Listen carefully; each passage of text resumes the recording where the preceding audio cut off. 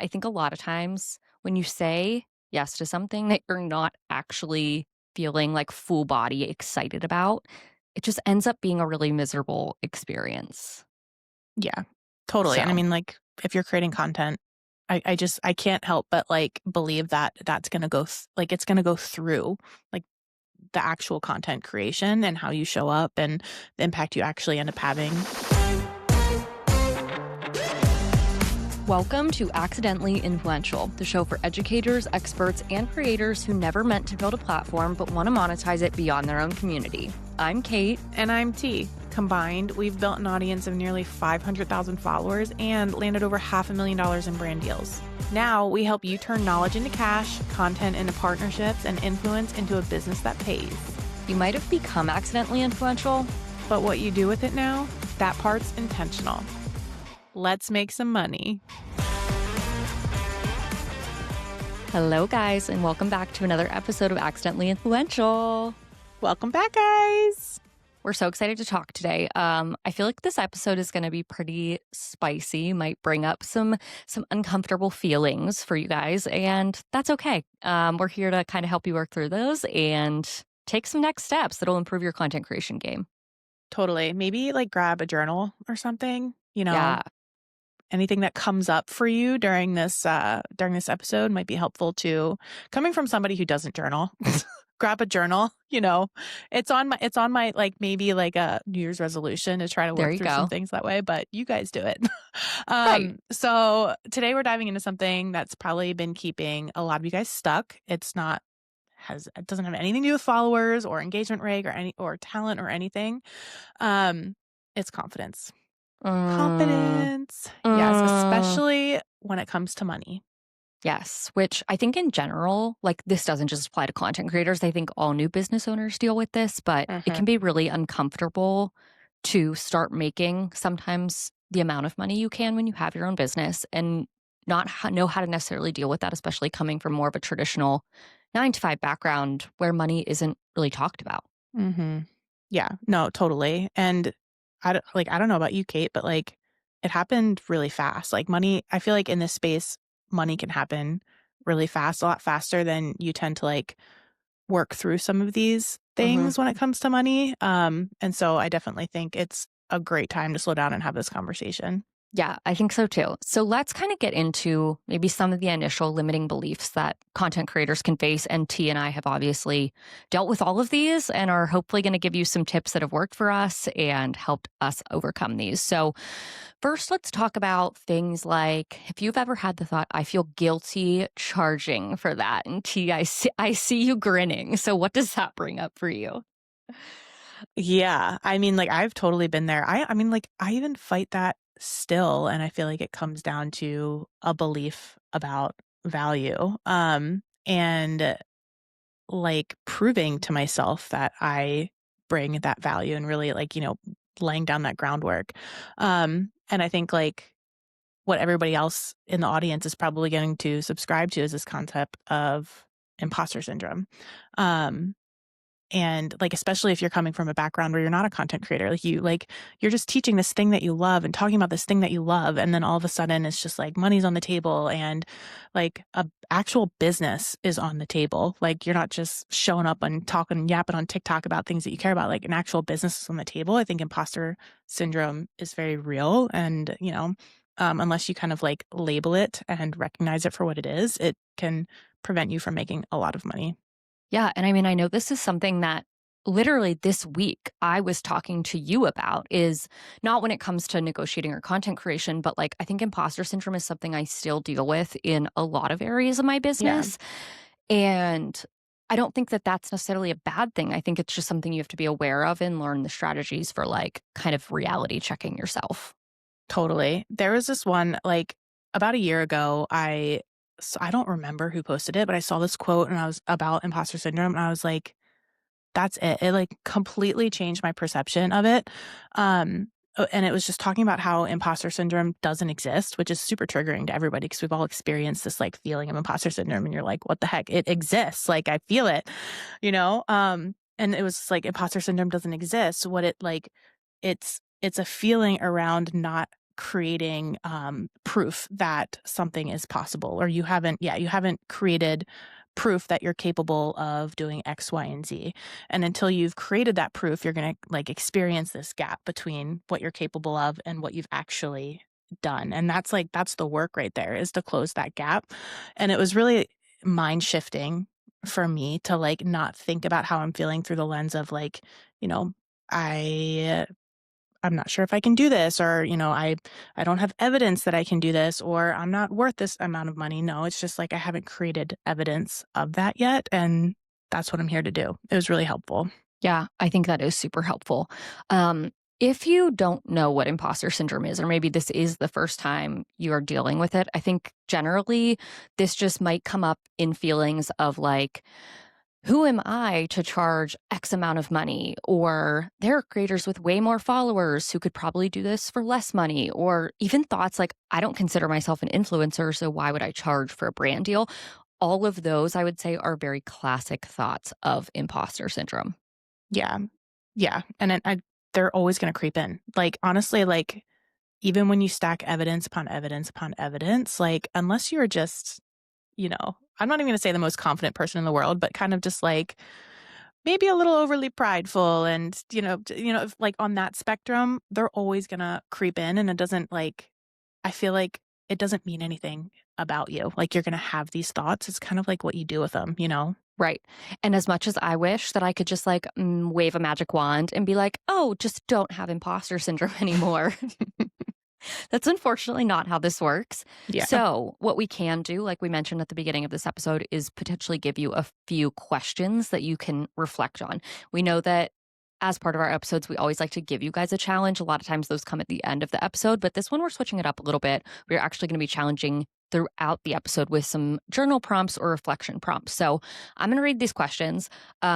Feel free to either pause the episode after I'm done reading them and you can like reflect on these mentally, or we'll drop them in the show notes. You can journal about them later, whatever's best for you. But when it comes to imposter syndrome and kind of getting to the root of where this might be coming from in your content creation journey, I want you to think about the first question being, when did you first realize imposter syndrome was impacting how you priced yourself? And two, was there a moment where you undervalued yourself because you didn't think you'd earned the right to charge more? If you are a beginner creator, you might not have specific examples of this, and that's totally okay. If there's any other feelings that are coming up for you, though, around this topic of imposter syndrome, definitely take some time, pause, and reflect where that's coming from. Yeah. No, those are so good. Honestly, like, keeping those questions in my back pocket Yeah. as well. We're right there with you. Yeah. No, and I think like even bringing up this week, like I deal with this sometimes, and I think it just comes from like, okay, question two, like, was there a moment where you undervalued yourself because you didn't think you'd earned the Mhm. right to charge more? Like, I remember telling T this week, like, we had this moment where we were like, oh my God, like, we're doing the thing, like we're starting this business. And I was like, and T actually had this moment of excitement where she was like, oh my God, I just had this realization, like we're doing the This is thing. We're like, happening. we're rocking this. We're actually, yeah, it's happening. And I was like, oh, I had that exact same feeling, except except mine was like, what the heck are we Yeah. doing? Like, you like look around and you're like, wait, people like actually trust me and are like putting a lot of like faith in me to like pull this thing off. And what if I don't deliver? And T was like, well, no, duh. Like, what evidence would they have not to like Yeah. we do Like, know what we're doing. of course they're trusting us. Of Right. course we're getting paid for this. Like, of Right. freaking course, you know? Yeah. So I would just say, like, it doesn't matter where you're at in your content creation journey. It doesn't matter where you're at in your small business journey. Like, these thoughts can totally creep in at any moment. And so just notice and feel them. And then, like, also, I think reality check yourself a little bit. Pretend T's there being like, of course, you know? Yeah, totally.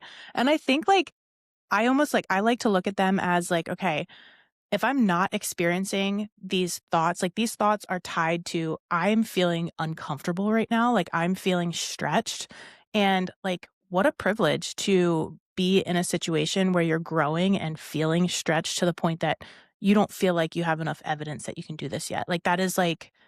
That is amazing. Like, if you are growing a business, if you're like trying to grow individually as just a person or a creator, like, you have officially put yourself into a position to feel stretched. That's so much more than, I swear, like, half the population ever will do.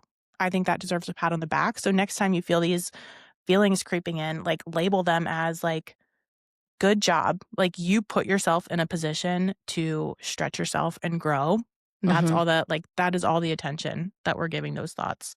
And I think that, like, there was actually a podcast I listened to and a podcast I love in the personal finance space called Deeper Than Money. If anybody here Mm. is looking for like a good money mindset podcast, it's by a girl named Chloe Elise. She has an episode where she's like, anytime you like make a big scary financial decision, whether that's like buying a house or like buying a new car, you're probably going to have this moment where you're like, oh my God, what am I doing? Like, I'm freaking out. Like, we can't do this. We need to stay where it's safe. Like, I don't know who you are thinking that we can take on this expense or whatever it is. And she talks about having so much like empathy for ourselves and our brains to be like, hey, I know this is like stepping into a new zone we're uncomfortable with, but like we've prepared. Like here's the Mhm. evidence I have that like I have put myself in a situation or a place where I can make this next up level in my life. And so I think that's something no matter what we're talking about here, whether it's like a big financial purchase or pitching that really big deal, where you can kind of like take that second and be like, okay, I get that I'm feeling that and it's okay to feel that, but Mhm. I'm still going to move forward because I don't leave my comfort zone if I don't jump. Yep. No, I Yeah. love that. Yeah. We'll link that below in the show notes Yeah. so you guys can go For check it out. sure. So let's jump into our second limiting belief. So imposter syndrome's a big one. We're all journaling about it. We're all committing to journaling about it. The next limiting belief we're going to talk about that we see a lot in content creators, and I've talked about this one too on this podcast, is what we call the "I'm just happy to be here" energy. And like I said, I've talked about this, like having that starstruck moment of, oh my gosh, like this big brand that I value, that I admire, that I use, and that I love is actually going to pay little old me, like Hmm. for my like silly little TikTok videos. Um, and honestly, like when I still get inbounds of brands that I actually recognize, like we all have thousands of inbounds of these like brands that I have never heard of before. I don't always get that feeling, but like a recognizable brand, they're like, they noticed me. Like I'm just like T. I'm just like a mom. I'm sitting in my living room. It's just such a weird, happy to be here feeling. And I feel like early on, that is definitely something that prevented me from charging my worth. Yeah. Oh, 100%. And I think some other examples you might see this pop up in, like if you are very, very prone to like over apologizing in your email Mm, responses to brands or being like, I'm just so honored that you guys would select me for this opportunity, or saying yes to bad terms because you're afraid the brand is going to walk away, even though you know in your gut that like it's not what you want to say yes to. Um, or even like feeling tempted to take exposure as a form of payment, or think that the brand is like doing you some favor by asking you to be part of a campaign. I think it's natural to have those feelings. And we're not over here like, oh, yeah, actually, brands should kiss the ground you walk on and, treat you like your royalty. That's not what yeah. we're saying. But you should be treating this as like a business partnership, because the truth is you are also bringing immense value to the table. That's why the brand is approaching you. Yeah. Totally. And like, here's the thing, like you have to stay rooted in that value. Because realistically, you are the person that that showed up every day to build your community, to, created the content, that answered the questions, that built the trust. Like you are the expert in your field. You created the content calendar, you were consistent, all of these things, like that is work that you did. And so like we've said it a million times, like a brand partnership doesn't come down to the value of a single video. It's like everything that you did leading up to earn that ability to create a video that moves people and changes behavior in people, whatever it be. So you're a business owner, not just a content creator. We will like live and die on that hill trying to convince you guys of that. Yeah, absolutely. I think you nailed it there. So the questions we're going to call you guys to reflect on, once again, you can pause after them or you can check out the show notes and journal on these later. One is reflect on a moment where you said yes to something that didn't feel good because you were scared to lose it. And how did that end up feeling? That's your second question. So have you ever had a moment where you did this? And if you did, what was the end result of that? I think a lot of times when you say yes to something that you're not actually feeling like full body excited about, it just ends up being a really miserable experience. Yeah, totally, and I So, mean, like, if you're creating content, I can't help but, like, believe that that's gonna go th like, it's gonna go through, like, the actual content creation and how you show up and the impact you actually end up having with a brand, mhm, and Kate and I have both been in those positions where we've, had partnerships that didn't feel great after mhm. accepting them, so Yeah.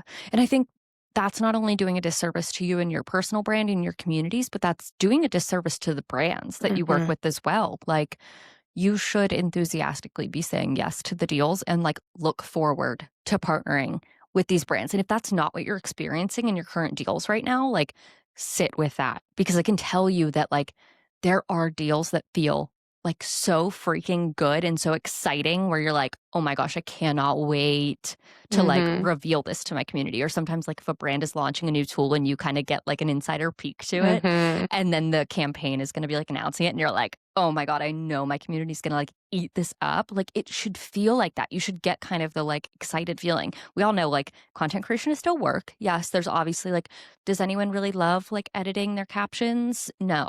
I don't think anybody, like, looks forward to that part, but there is parts of brand deals that should still feel over the moon exciting to you. Totally.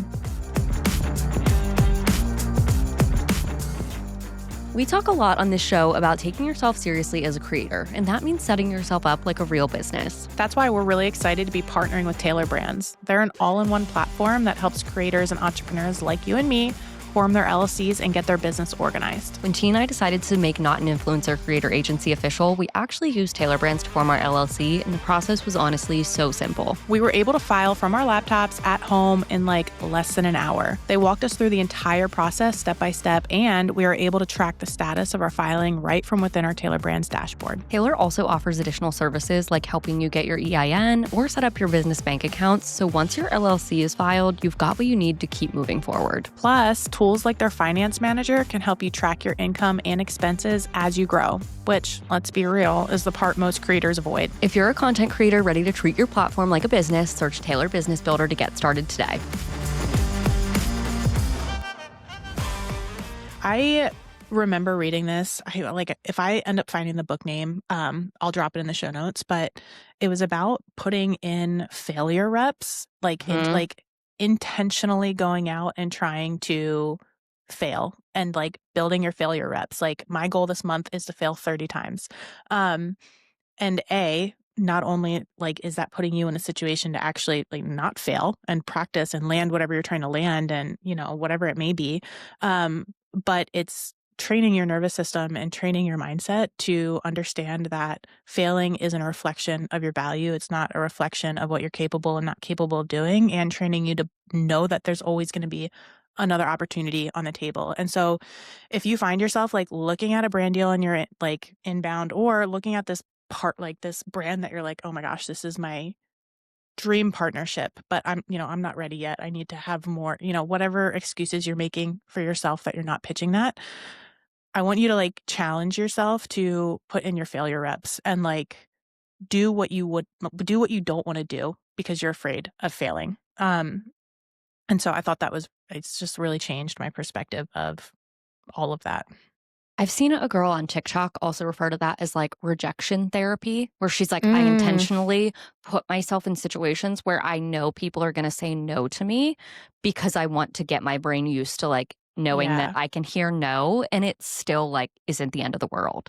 yeah, And I thought that was really interesting. But she also has said, like, sometimes she'll put herself in those situations where she was like, this is going to be such a hard no. It's not even funny. And then the person ends up saying, like, yes. And then she has amazing. this like wonderful experience. Like, I think she talked about Yeah, one time, like, going up to a random group of businessmen who were like having dinner and like introducing herself and being like, can I sit down at your table? Thinking that they would be like, who are you? Like, go in and they'd yeah, be like, oh my gosh, of course. Like, we'd love to have you yeah, join this conversation. She was like, I didn't know like how she's like, "My brain didn't even let me go there to like a yeah, what do I do now?" But she was like, "I ended yeah, up having like a really wonderful experience and like meeting new people." And I don't know. It's just it's cool to think about. yeah. That's hilarious. I love I, that. next time we're together in person, we should try that. Yeah. Honestly, that gives me, like as soon as you were telling that story, I was, like, experiencing that in, like, real life, like, what I would feel doing that, and I that's hard that's, like, really hard to do. That's It's hard to really do, hard to but do. It I is, just but imagine who you are on the other side of that. exactly. Yeah. Shall we jump into maybe limiting belief number 3? Let's do it. Okay. Um, I think this is something that a lot of business owners, this third one resonates with, not just content creators, not just, people that are in brand partnerships, whatever it be. And that's the feeling of guilt or shame around money.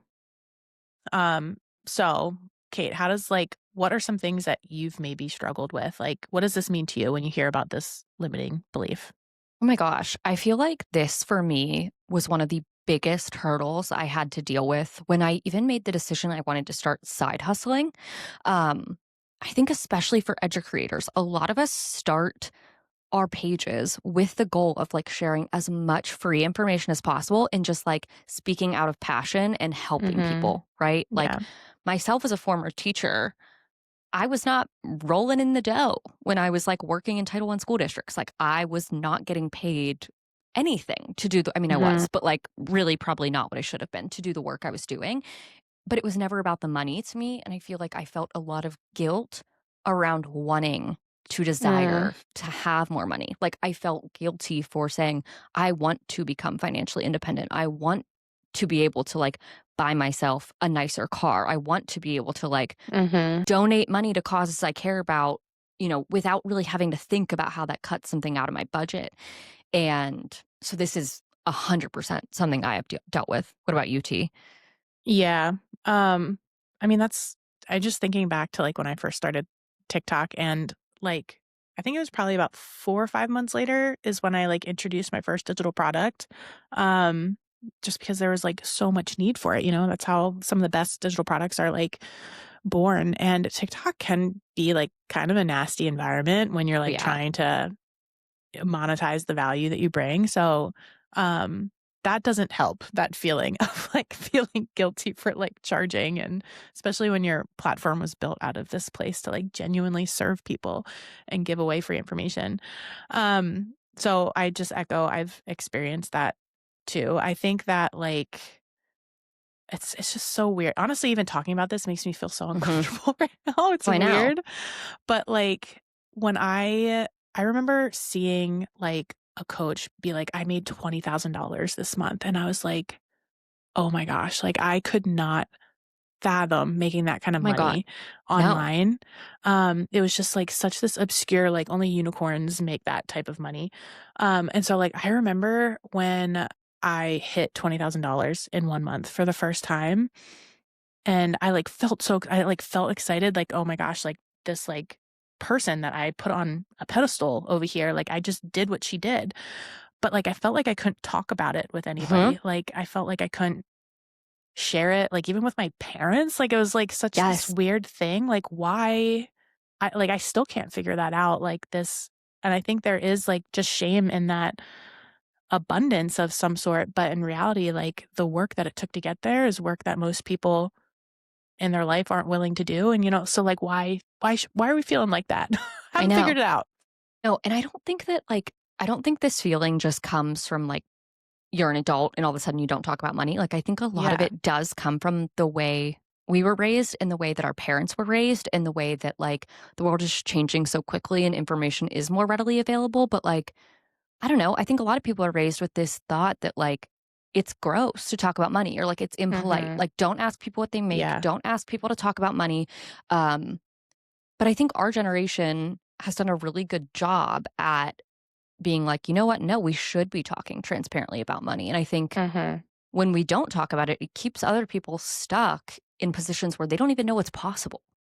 Exactly. Yeah, like, I would have never like, if I didn't see that person initially share that she, like, hit a $20,000 month, and it wasn't in, like, a gross way to try to sell me Right. into something, it wasn't that.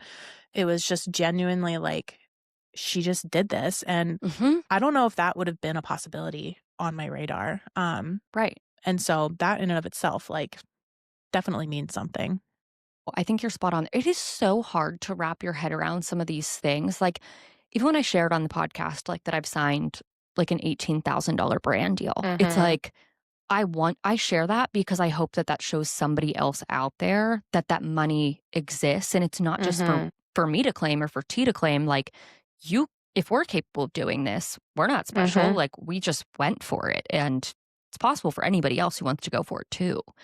Yeah, totally. And, like, we are not income claim people, like, we're not gonna be like, "Oh, here's how you can sign an $18,000 brand deal in 4 weeks." Like, obviously, that's that's not how this goes, Yeah, but we at least want you guys to know that the money's out there with time and consistency and strategy and all the things that go with that.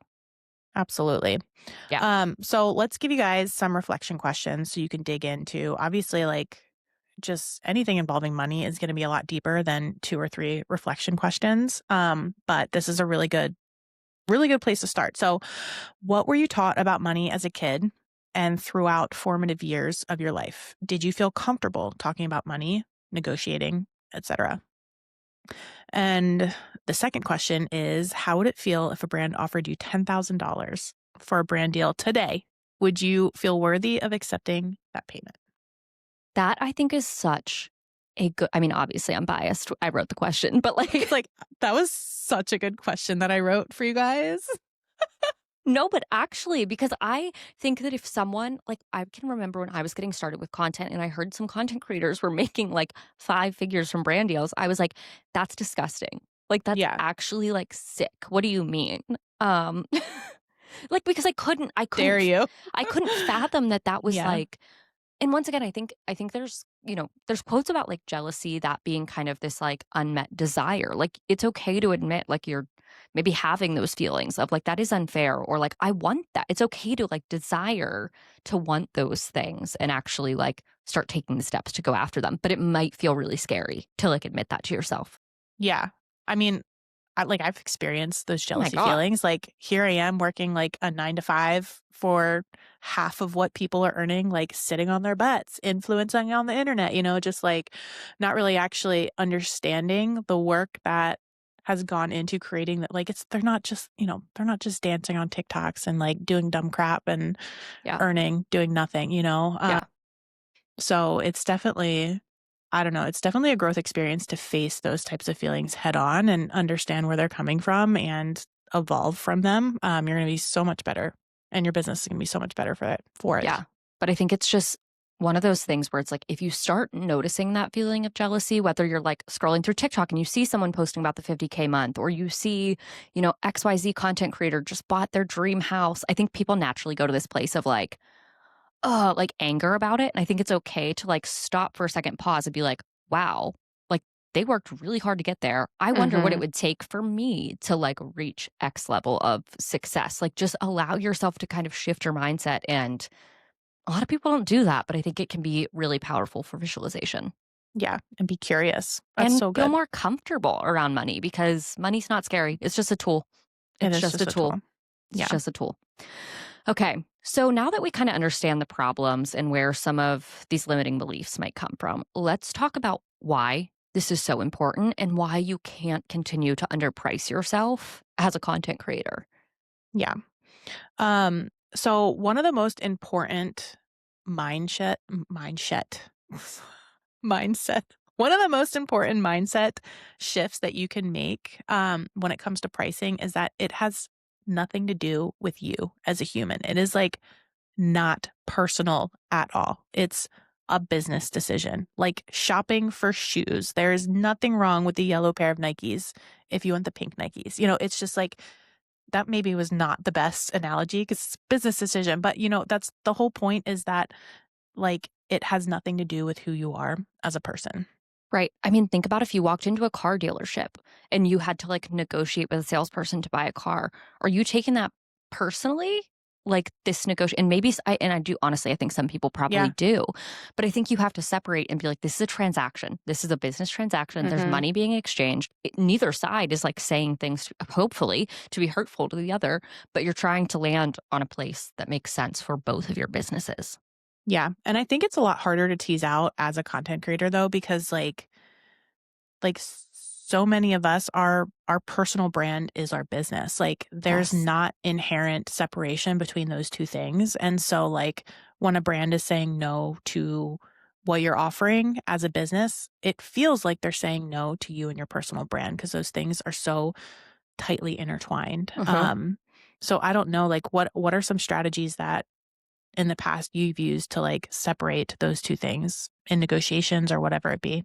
I think sometimes I have to remind myself that this isn't just about me. Like, as content creators, we're all intertwined. And when we undervalue ourselves, that doesn't just affect me, that affects T, that affects you, that affects a creator who this Mhm. company wants to sign 5 months from now. And so I think some of it like actually comes from just standing up for not only yourself, but standing up for the content creators who are going to come after you as well. Totally. I think I've talked about this story on our podcast before, but I was negotiating with a brand and they totally lowballed me.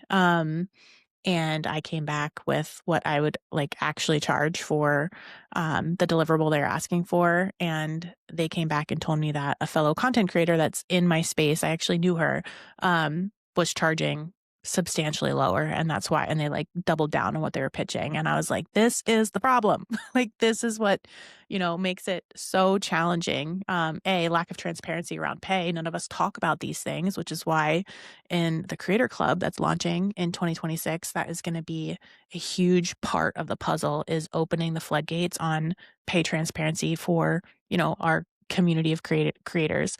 But B, we're just, you're setting the next creator up for failure. You're setting yourself up for failure to be able to charge your worth, but you're setting every other creator that comes after you up for that same failure.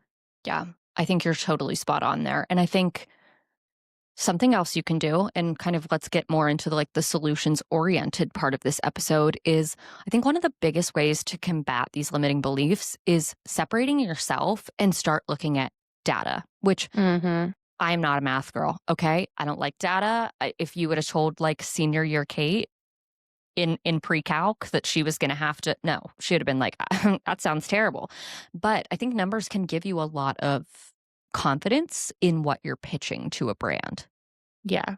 No, totally. And Kate and I are always opposite on everything. I'm like a Mhm. statistician by trade, so I get Right. super nerdy about them. But we've been teaching you guys for 9 weeks now, on this podcast on how to calculate your engagement rate, how to look beyond just follower count. And those numbers really like once you understand what they mean and the value that they bring to a brand and how a brand perceives these numbers, like you cannot help but look at your own value through the same lens. And so the more time you spend learning the data, what it means, how to calculate it, where to pull it, the more confidence. So what we're bringing back to the beginning of this entire episode is about, the more confidence you're going to have in yourself and your content to a brand. 100%. So I think along with using your media kit, which we'll shout them out again, we're not sponsored. We wish we were. Beacons. Beacons is the media kit that we love, that we recommend. You should also be you should know the formula to like calculate your basic market rate. And so if Mhm. you missed episode 5, I believe it was episode 5 of this podcast, we share a 4R framework for pricing your content. And that takes into account reach, rights, relevance, and ROI. I think when you're kind of using a framework to calculate, once again, it takes some pressure off of it just being like this personal decision you're making and actually like taking into account other market factors. Yep, totally. And the last thing we want to talk about is just like maintaining this attitude of abundance. I feel like Kate has talked about this quite a bit. She's had quite a few examples of where she spoke about like walking away from a really incredible opportunity, knowing that something else is going to be on the table moving forward and has had that evidence come through. Um, you don't need to cling to crumbs. Like there will always be more opportunities than you could possibly ever imagine. And so saying no is not the end. Like it's not a closed door. Even for a brand, like you could say no to a brand multiple times and they could come back in the future with a bigger and better pitch because you stood firm in your value. You stood firm in the value that you can provide to that brand. And so no is never the end. And so when you energetically show up different and believe that there will always be aligned brand deals on the table, they're going to come to you. They always will. Yeah, I think that is a perfect note for us to end this episode on because it feels so empowering. And it's true. Like, We live in a universe that provides abundant opportunities for anybody who wants them. And so if this opportunity is a no or it's not the right fit, it doesn't mean anything about what's to come. So don't forget, guys, at the end of today's episode, we're going to drop those questions in the show notes. If you didn't journal about them as we did the podcast, yes, we're giving you one last chance to actually do this. This is the deep mindset work that's actually going to help your business in the long term. So don't stray away from this. Make sure you're reflecting and trying to get to the root of where some of your beliefs come from so that you can actually change the behaviors in the future. Totally. Yes. And so if you guys have a minute, please, if you've been enjoying Accidentally Influential, would you mind rating the podcast, sharing this episode with a friend? We have some really exciting episodes that are coming in January. It's January now when this is going live. So yes, coming up very, very soon. We're going to start bringing in some guests, which is going to be really exciting. And we have some pretty incredible people lined up to chat with you. And so, yes, make sure you guys subscribe, hit that review button, the stars. We would just be so appreciative. It really helps us more than you guys know and allows us to keep making these episodes. So thanks for tuning in to another episode of Accidentally Influential, and we will see you next week.